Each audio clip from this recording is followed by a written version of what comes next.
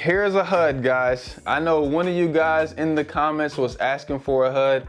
Here's a HUD, okay? I have hundreds of them to prove, but I'm showing you this one here because this is a HUD from a house that I bought by, not using my own credit, not using any of my own money, literally just helping a small group of people get out of a bad situation, okay? And I wanna share with you why I prefer to buy houses this way, okay? And why you should be looking into buying your next property by taking over somebody else's mortgage.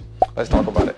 What's up, guys? It's your boy, Sawan Belcher, full-time real estate investor here in Greensboro, North Carolina. By the way, if you have a deal, okay, or if you're having a hard time selling a deal, leave a comment below. Hit me on my DM on Instagram. This is me taking action. I would love to make some money with you guys, or just add me to your buyers list.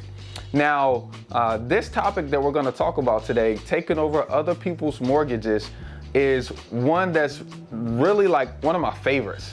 It's one of my favorites because it gave me my explosion in owning rental property. Like, what I knew about buying rental property before was 2 years of tax statements, proof of income, like a W-2 or something, reserves for the next 6 months, 3.5 to 25% down. That's all I knew about buying rental properties before. What I would prefer to do is to get paid when I buy a property. So if I'm looking at a property that I'm gonna buy and I'll walk away with a $5,000 to $10,000 check, I definitely prefer that. Okay. Now, since rates are a little higher than they were over the last 2 years, now they're investment loan wise, they're like 5.25% to 6.5%. What I would prefer is to get me a lower, 2%, 2.5% rate that's fixed, and actually, the first couple years of of amortization has already been chopped off of the note. So now I'm at a more mature date in my loan, so I pay it off quicker.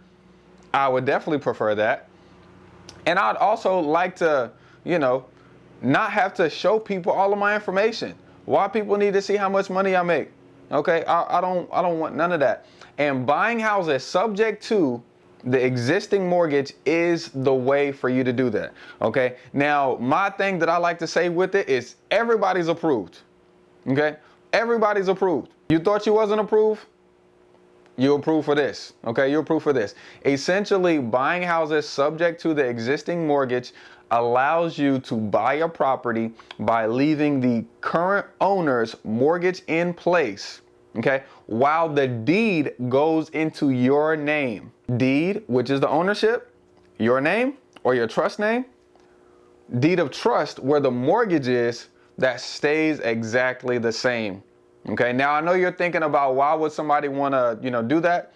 Most of these people that are agreeing to this are, from my experience, are typically having some kind of hardship.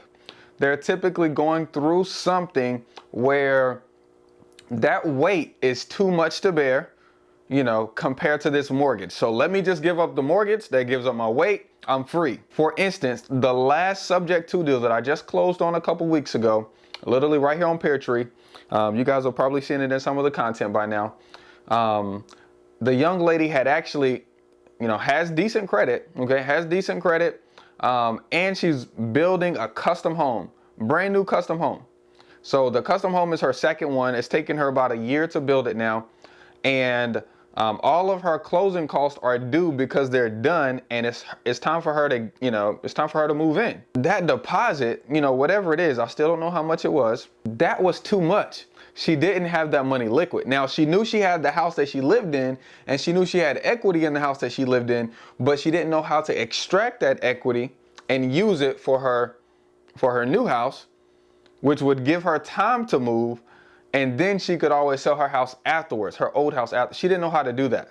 So that's the reason why this lady decided that subject to was going to be good for her, because I could give her money now, give her 30 days to stay there. That money she could use that she got from the proceeds from her closing on her new house, and she wouldn't have to make 2 payments at the same time. So clever. Okay. Now, a lot of people are typically, 90 days behind and they don't really have like a plan to catch up, or for whatever reason they don't believe that home ownership is for them. They much rather that somebody else take care of the maintenance. And hey, if it's this young man, then great news. You know, you can do it better than I can. There's a lot of people that are in pre-foreclosure, okay, that are in pre-foreclosure. Pre means that the bank does not own it yet. The bank does not have control yet. It's still in the owner's name. There's a lot of people in pre-foreclosure who need your help, okay, because most of the time, especially in our neighborhood, we'll use phrases like give it back to the bank. We'll use the phrases like I had to let it go.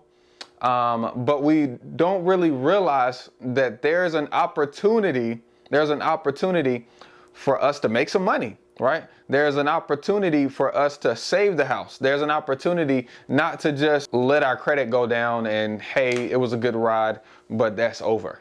Okay, that's not it at all. Literally, you are approved. All you have to do is find people in your backyard who need your help.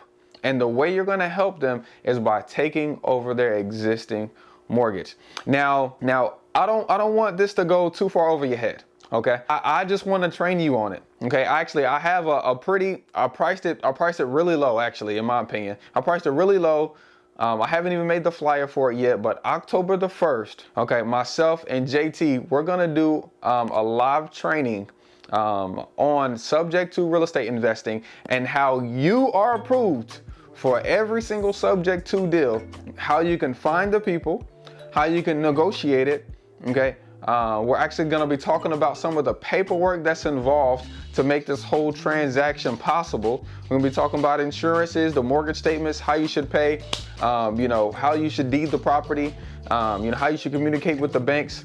How do you navigate this whole process? Because this is definitely, beginners can do it because I did it, but it's definitely an advanced strategy and has a lot of little intricate details that could either make it very successful for you or a downfall for you.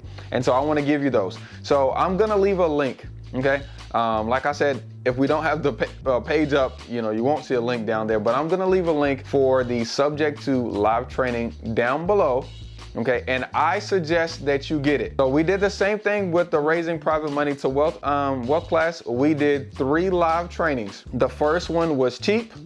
The next one was a little bit more expensive. The next one was a little bit more expensive. And then now we come up with just a pre-recorded course that's more expensive than all of those. Okay, so this is education on sale. Okay, and I do that so that way I know on the first group, you know, I know what the questions are gonna be. And I know how to help more so I can add more value in the training.